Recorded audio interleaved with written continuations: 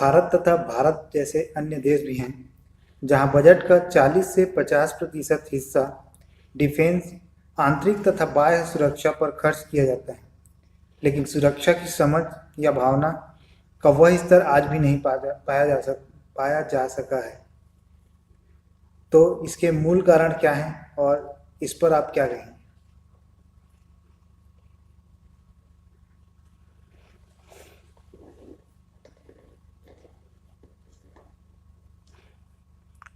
Security जो हम बाह्य उपकरणों से जोड़ सकते हैं वो 99% तक होती है। जैसे कुरान में देखोगे कि एक जगह है अल्लाह के 100 नाम, और लिस्ट देखोगे तो उसमें सिर्फ 99 नाम है। 100वां नाम जो रखोगे वो अल्लाह का, या 99 तुम रख सकते हो, 100वां अल्लाह का। तो सिक्योरिटी कॉन्सेप्ट जो दिमाग में है वो 100% की चाहत होती है, लेकिन वो 1% अननोन सिक्योरिटी वो भगवान प्रोवाइड करता है। तो जो नॉन सिक्योरिटी है वो हम ज्यादा से ज्यादा, लेटेस्ट से लेटेस्ट वो इकट्ठा करके करते हैं, और जो अननोन सिक्योरिटी है वो भगवान को प्रार्थना करके। जो दुनिया में चल रहा है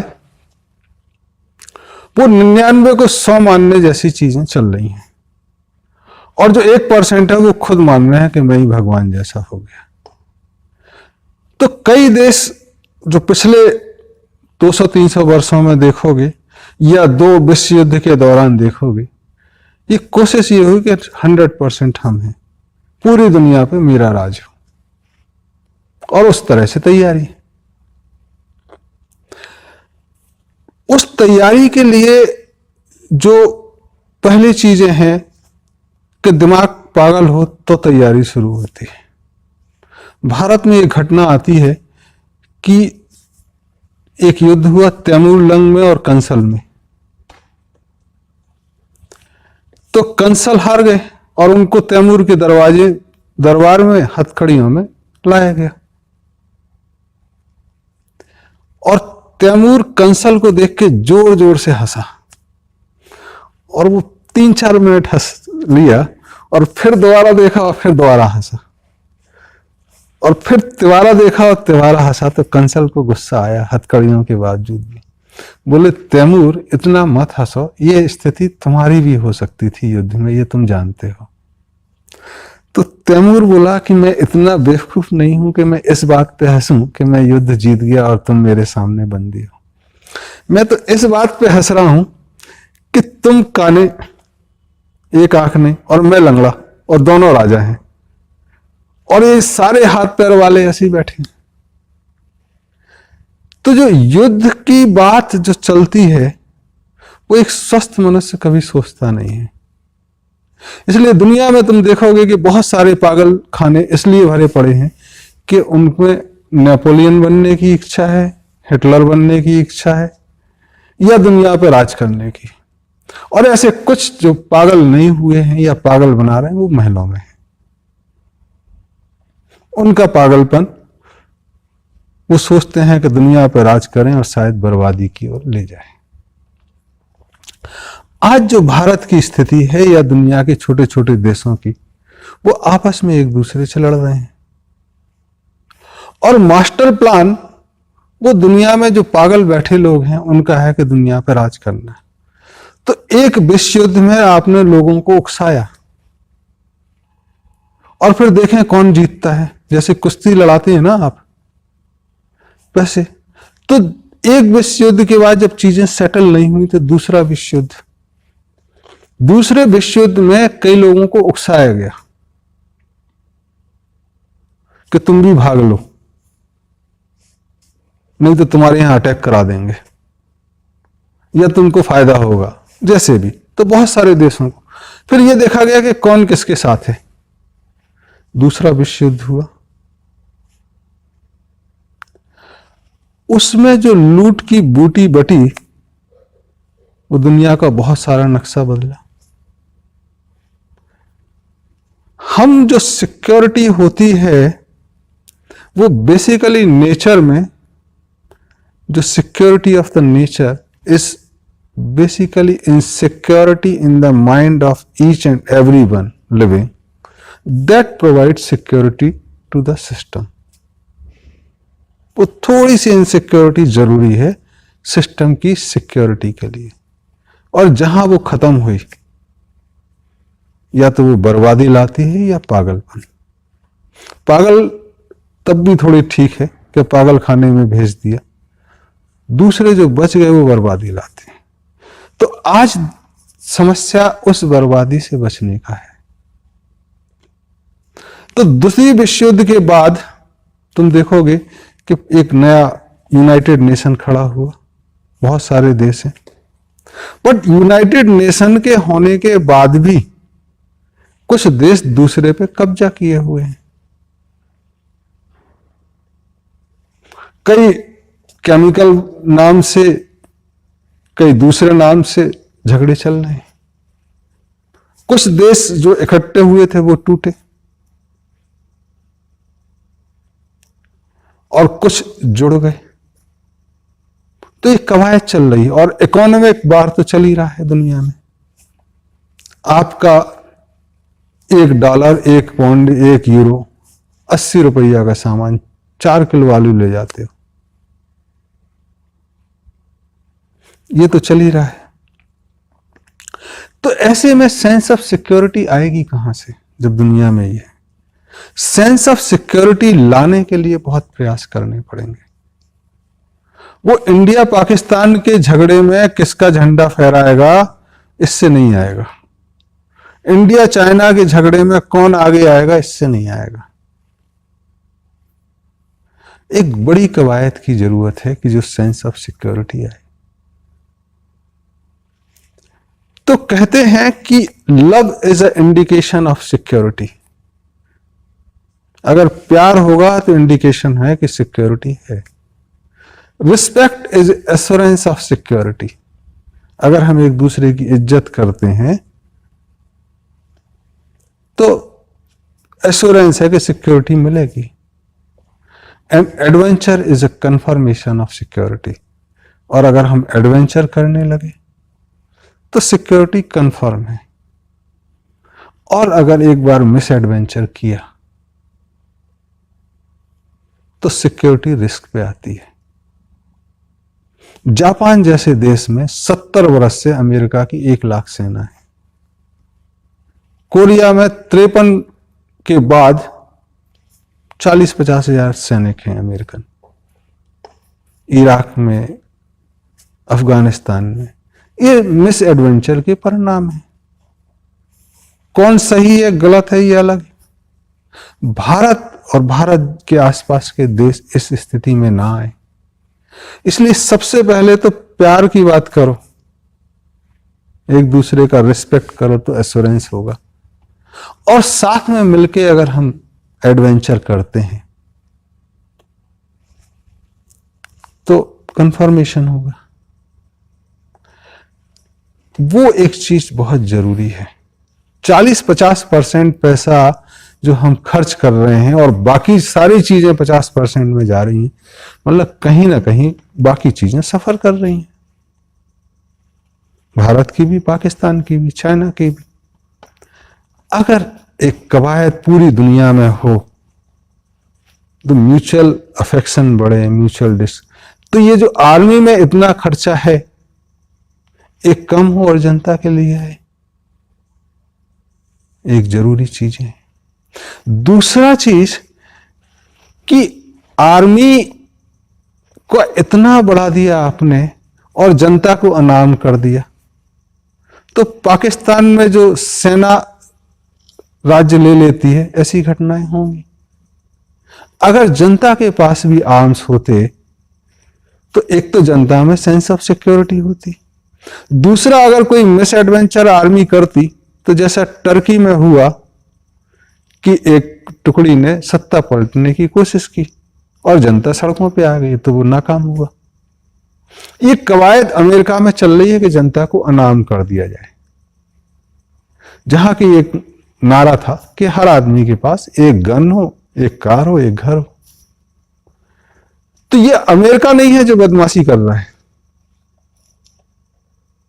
लगता है कि अमेरिका बदमाशी कर रहा है जापान में, कोरिया में, कुछ और लोग हैं।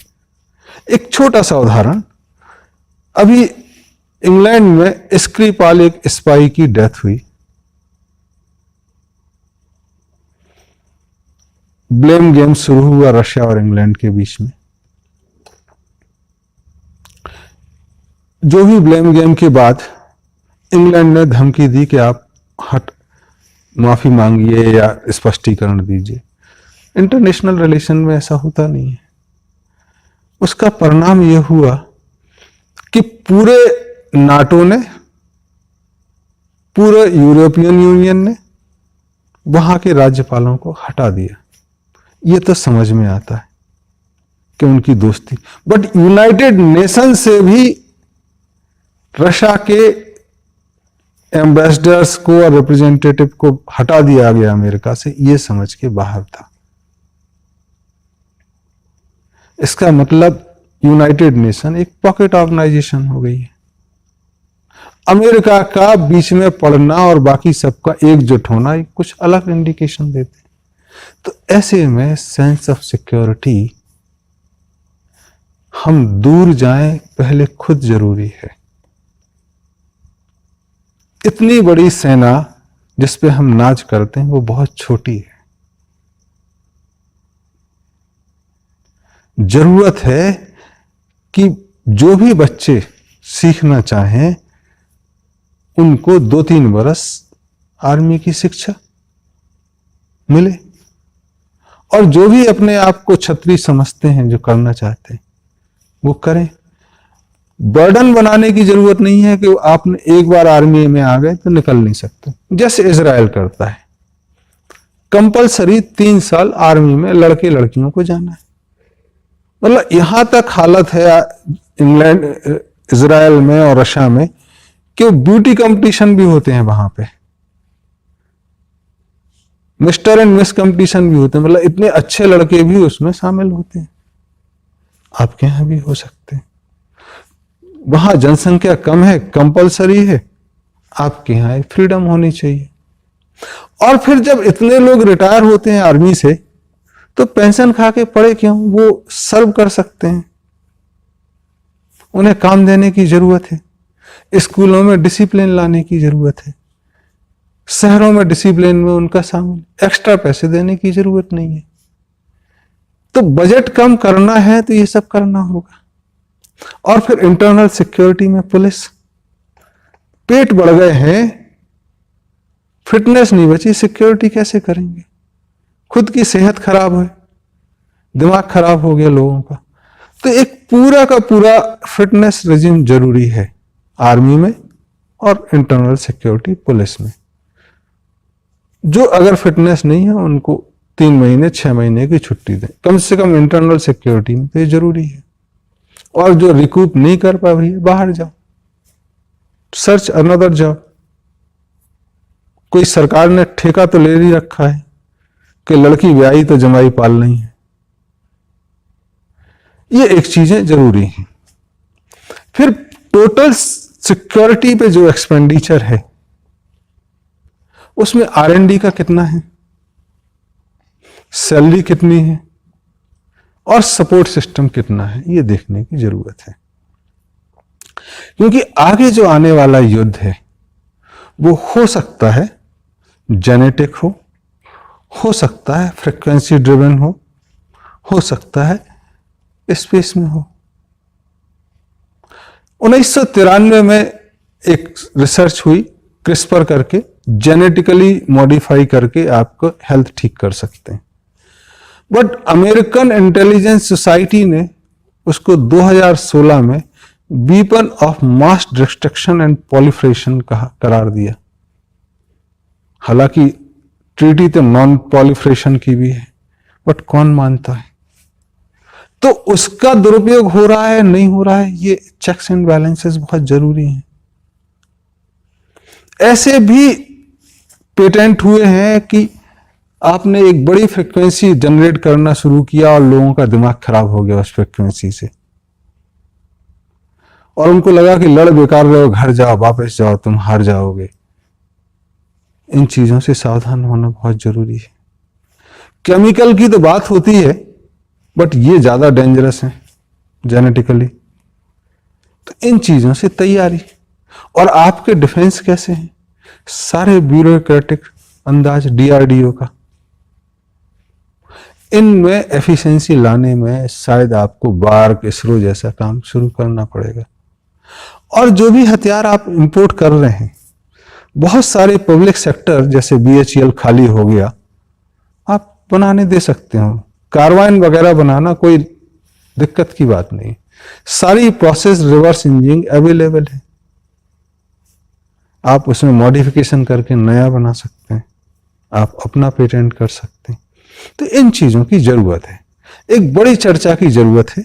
हालांकि जो आपने प्रश्न पूछा और जो मैं जवाब दे रहा हूं स्ट्रैटेजिक है और इतने ओपन में डिस्कशन नहीं होना चाहिए। लेकिन जब जनता सफर करती है एक गलत निर्णय के कारण, सरकार के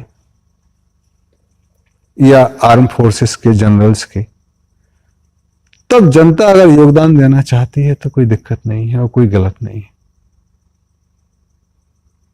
जापान में जो हुआ वो भुगत रही है ना सारी जनता। इंडिया में जो मिस एडवेंचर हुए और हमने गुलामी झेली, हम भुगत रहे हैं। हम आज मानसिक रूप से समझ ही नहीं पाए कि हम स्वतंत्र हैं। आज भी 26 जनवरी को हर प्लाटून अपने गुणगान में प्रथम विश्व युद्ध, द्वितीय विश्व युद्ध में पाए हुए मेडलों का गुणगान करती है, जबकि वो आप गुलामी में अंग्रेजों के लिए लड़े थे।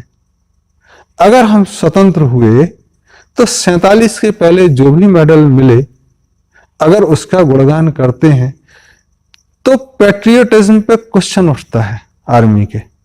और ऐसे सारे संस्थान, चाहे पॉलिटिकल हो चाहे कांग्रेस पार्टी हो, क्वेश्चन उठता है कि are you patriotic, are you Indian, और still reeling under the era of British.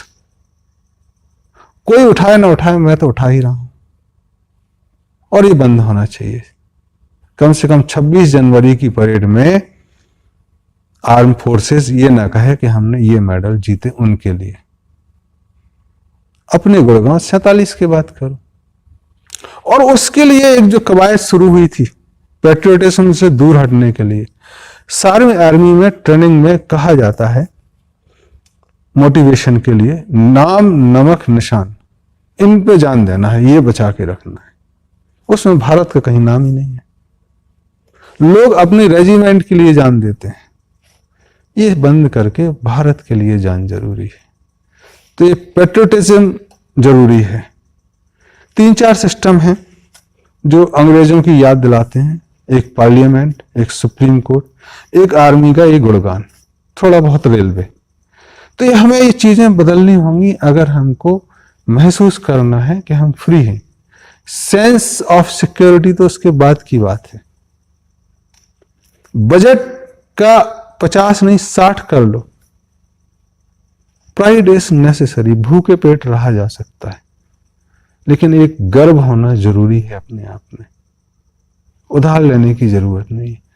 तो हमारे यहां ये डिस्कशन होना चाहिए कि हमको कोई लड़ा तो नहीं रहा है पाकिस्तान से, या हमको कोई चाइना से तो नहीं लड़ा रहा, या साउथ चाइना सी या पैसिफिक में हमको आपस में लड़ा के कोई दूसरा एंट्री तो नहीं ले रहा है। कि जैसे पुराना था ना कि मेढकों में लड़ाई हुई तो दुश्मन को मारने के लिए सांप को ले आए, तो दूसरे मेढकों को खाया, फिर खुद को भी खाने की बारी आई। तो एरिया में एंट्री के लिए आपको थोड़ा ध्यान है। And it is not for India, it's for entire world, कि वो अपनी सिक्योरिटी को मजबूत रखें, तब जाके जिए। क्योंकि अगर आप दूसरे की सिक्योरिटी में ब्रीच करते हैं, दूसरे को गुलाम बनाते हैं, तो ये शैतानियत में आती है। और हम सिक्योर हैं और दूसरे को भी सिक्योर करें, ये संतत्व में आता है। इसलिए रावण का राज्य दूसरों को इनसिक्योर करता था, इसलिए तबाही हुई। और राम के राज्य में रावण के भाई को राजा बना के आप छोड़ के आ गए कि डोंट ब्रीच अदर सिक्योरिटी, वो खुश रहें। तो जब हम दूसरों को सिक्योर करते हैं वो ज्यादा अच्छा सिस्टम है। तो हमारे सिक्योरिटी का खर्चा जो भी हो, हमको सेंस ऑफ सिक्योरिटी जरूरी है। दुख की बात यह है कि जब 47 में देश आजाद हुआ तो रात को तो नेहरू जी ने भाषण दिया, बढ़िया, डोमिनिक लेपियर ने किताब भी लिखी, फ्रीडम एट मिडनाइट, लेकिन सवेरे गांव वाले जगे तो वही पुलिस वाला, वही जमींदार, वही कलेक्टर, वही सब सिस्टम, कुछ बदला हुआ नहीं लगा, वही खूनचूसी चीजें। और देश अगर थोड़ा शांत होता तो शायद कुछ करता। उसके बाद रजवाड़ों के युद्ध, फिर बचे तो आपस में पाकिस्तान और भारत की युद्ध, फिर इंटरनल समस्याएं, तो समय मिला ही नहीं।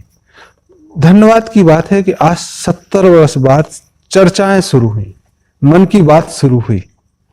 ये धन्यवाद की बात है। दिल की बात भी आएगी, जनता की बात भी आएगी, सारी बातें आएंगी जब मन की बात शुरू हुई तो। और ये ध्यान रखने वाली बात है कि फ्रीडम फ्री में नहीं मिलती। 10 लाख लोग हमने 47 में गवाए, 1-1.5 करोड़ लोग अकाल से मर गए जबकि अनाज था देश में। तो इस गुलामी से फ्रीडम की बहुत कीमत चुकाई है। और एक फ्रीडम का दूसरा चीज भी ध्यान रखने जैसी चीजें हैं कि आप इतने भूखे नंगे हो गए थे कि आपको लूटने में कुछ रस ही नहीं आता था। जब आदमी मरने के लिए तैयार हो जाए, मार लो जितना है, तो उसको और मारा नहीं जा सकता है। तो कहीं एक गेम तो नहीं था कि इनको फ्री कर दो और एक हिस्से को हम पकड़ लेते हैं, एक को तुम पकड़ लो, टेबल पे बैठ के डिवीजन हो गया। ये मैकमोहन लाइन बन गई, ये एक दूसरी लाइन बन गई। अब ये खुद कमाएंगे और खुद हमें देंगे क्योंकि इनको लड़ा दिया हमने। और मीडिया अपने पास है, दोनों जगह टाइम्स है, भारत में पाकिस्तान में। तो आप लड़े जा रहे हैं और कमा के दिए जा रहे हैं। इसका अंदाज तुम देख ही सकते हो कि ₹1 $1 था 1960 के आसपास, 1 पौंड $1। आज कहां पहुंच गए? कर्ज जो भारत पे था या पाकिस्तान पे था या चाइना पे, कहां पहुंच गए? तो हम फ्रीडम पाए हैं या बोझ के तले और दब गए? तो जब किसी को लूटा नहीं जा सके ज्यादा तो उसको फ्री छोड़ दो और उसको मानसिक रूप से बांध के रखो, तो कमा के देगा। तो कहीं ऐसी तो नहीं है हमारी फ्रीडम। जो भी पॉलिटिक्स में है, जो आर्म फोर्सेस में है, वो 2 किताबें जरूर पढ़ें, एक गेम्स पीपल प्ले और एक इंटीमेट एनिमी। ये आगे का रास्ता बताएंगे कि ऐसे गेम्स खेले जाते हैं। क्योंकि जहां पे राष्ट्रीय राजनीति खत्म होती है, लगभग वहां से अंतर्राष्ट्रीय राजनीति शुरू होती है।